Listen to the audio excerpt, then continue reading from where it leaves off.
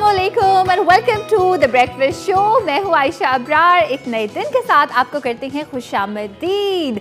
आज का टॉपिक ऐसा है कि अगर आप बड़े हैं तो भी रिलेट कर सकते हैं, बच्चे हैं तो भी रिलेट कर सकते हैं। स्कूल के भारी बस्ते, ये जो भारी भारी बस्ते हम लेकर स्कूल आप और मैं जाते रहे हैं हमारे बचपन में, और अब हम देखते हैं कि हमारे बच्चे जब जा रहे होते हैं तो बहुत सारे मशवरे दिमाग में आते हैं कि ज़रूरी है कि रोज़ाना 5 सब्जेक्ट पढ़ाए जाएं। ये भी तो हो सकता है कि रोज़ अगर चलो एक नहीं तो 2 सब्जेक्ट्स पढ़ाए जाएं। कैसे सोल्यूशन निकल सकता है। मुझे याद है जब मैं छोटी थी तो मेरी मदर हमेशा मेरे स्कूल जाती थी और वो कहती थी कि इस बुक की क्या ज़रूरत है। वो तब से फ़ाइट कर रही थी, लेकिन क्योंकि उस ज़माने में इतनी ज़्यादा चीज़ें वोकल नहीं थी, वोक नहीं थी, ऑनलाइन इतनी कम्यूनिटीज़ नहीं थी, तो वो कभी कोई इसका हल एक्चुअली नहीं निकल पाया।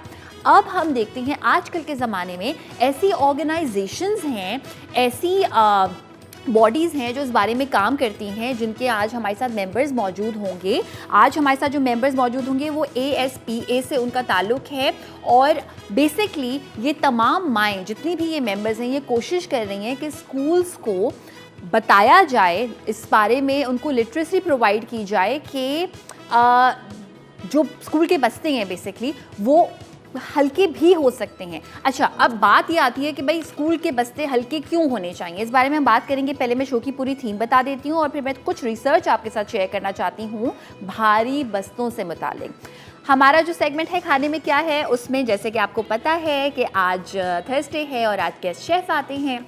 एक रेस्टोरेंट के ओनर हमारे साथ मौजूद होंगे। मज़ेदार से कोई स्पेनिश किस्म की स्क्रैम्बल्ड एग्स बनाएंगे वो हमारे लिए, और इसके साथ काम की बात है में हम बात करेंगे भारी बस्तों से मुतालिक। और फिर आज क्या सीखे में मौसीकी, हम कहते हैं रूह की ग़िज़ा है। ग़िज़ा तो है लेकिन इन मैनी केसेस दवा भी है। तो ड्रम से कुछ म्यूज़िक, कुछ हीलिंग, कुछ सुकून मिलेगा, कुछ मज़ा आएगा। ये हम आपको दिखाएंगे किस तरह से हम सीख सकते हैं। और फिर आयशा स्पिक में एक ऐसी चीज़ है जो कि बैग से ही उसका ताल्लुक़ है, वो मैं आपको बताऊंगी जब आयशा स्पिक की बारी आएगी। लेकिन मैं आपके साथ शेयर करना चाहती हूँ ये अमेजिंग सी रिसर्च जो कि हुई थी 2017 में 18 सितंबर को, और ये पब्लिश हुई थी। मरहम एक एजुकेशनल फोरम है, उसने ये पूरी रिसर्च की थी, जिसके अकॉर्डिंगली स्कूल बैग सिंड्रोम की अवेयरनेस प्रोवाइड की गई थी। क्या है ये सिंड्रोम? जब आपका बच्चा ये तमाम तकालीफ का इजहार करे, इसका मतलब ये है कि वो स्कूल बैग सिंड्रोम का शिकार है, यानी कि उसका जो बस्ता है वो बहुत ज़्यादा भारी है। वो तमाम तकालीफ क्या हैं? फ़िज़िकल हैं, इमोशनल हैं।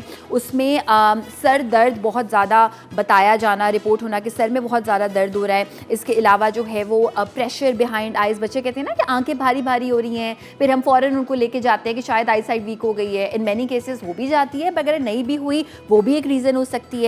इसके अलावा सर पे बहुत प्रेशर फील होता है, कंसंट्रेट करने में बच्चे को मुश्किल हो रही है, मेमोरी की प्रॉब्लम्स हो रही हैं, बच्चा इरिटेट हो रहा है बिला वजह, नेक जो है उसमें पेन फील कर रहा है बच्चा, डिजीनेस फील हो रही है, कंधे में तकलीफ़ हो रही है, हैंड राइटिंग बहुत ज़्यादा प्यारी नहीं है, लेग में स्टिफनेस हो रही है, लॉस ऑफ एनर्जी है। क्यों भला बच्चा ये सब फील करेगा अगर उसका बस्ता भारी है? हमारा जो पूरा एक कनेक्शन है बॉडी का वो ऑफ कोर्स सर से लेके पाँव तक का है, स्पाइन ने सब चीज़ों को कनेक्ट किया हुआ है। तो बच्चों की जो बॉडी होती है वो बहुत अभी वो ग्रो हो रही होती है, अभी वो बिल्कुल उस तरह से पुख्ता नहीं हुई होती जिस तरह से हमारी हुई होती है। टिश्यूज़ बहुत ज़्यादा सेंसिटिव होते हैं। तो जब बच्चा इतना भारी बस्ता उठा रहा है और उसके कंधे बाकायदा यूँ हुए हुए हैं या एक साइड पर उस तरह उठा रहा है, इस तरह से उठा रहा है, तो जाहिर सी बात है उसके रेपरकशंस होंगे।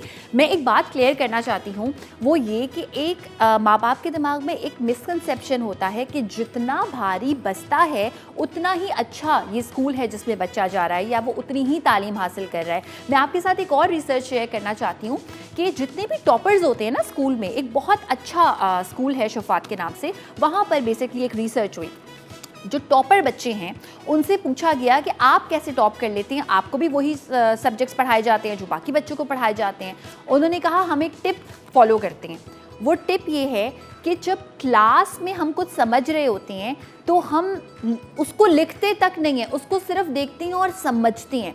घर जाकर हम उसकी कोई बात नहीं करते, कोई काम नहीं करते, लेकिन जो पहली बार हमने समझा होता है, जिसको हम मेमोरी की ज़बान में इनकोडिंग कहते हैं, वो ही हम इतने अच्छे और पुख्ता तरीके से कर लेते हैं कि हमें दोबारा से उसको रिट्रीव करने में प्रॉब्लम नहीं होती। इसका मतलब क्या हुआ?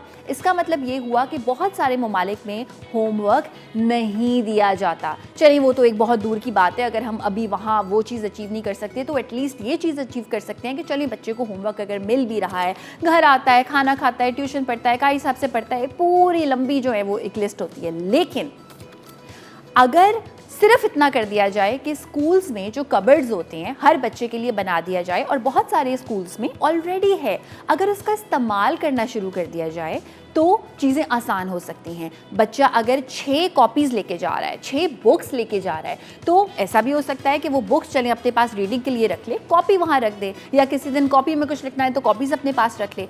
एक और भी इसका सोल्यूशन मैंने बड़ा अच्छा कहीं देखा, वो ये था कि अगर आप 6 बुक्स रख रहे हैं और 6 कॉपीज़ यानी कुछ लिखने के लिए चाहिए, तो एक ही कॉपी में 6 कंपार्टमेंट्स बनाए जा सकते हैं। ऑफ कोर्स वो जल्दी ख़त्म होंगे, लेकिन उसको आप संभाल के रख सकते हैं बाद में अपने किसी भी किस्म के एग्ज़ाम की तैयारी के लिए। ब्रेक का टाइम हमारे पास हुआ है। ब्रेक पे जाने से पहले मैं आपको जल्दी से बता दूं कि आलमी उर्दू कॉन्फ्रेंस हो रही है आर्ट्स काउंसिल में, आज से स्टार्ट हो रही है, 3:30 इसकी इनॉग्रेशन है। पूरी दुनिया के बहुत सारे जितने भी जिनको अदब का, लिटरेचर का शौक़ है, वो लोग का काम आप यहाँ पे देख सकते हैं, जिसमें इंडिया है, यूके है, लंदन है, कनाडा है, टर्की है।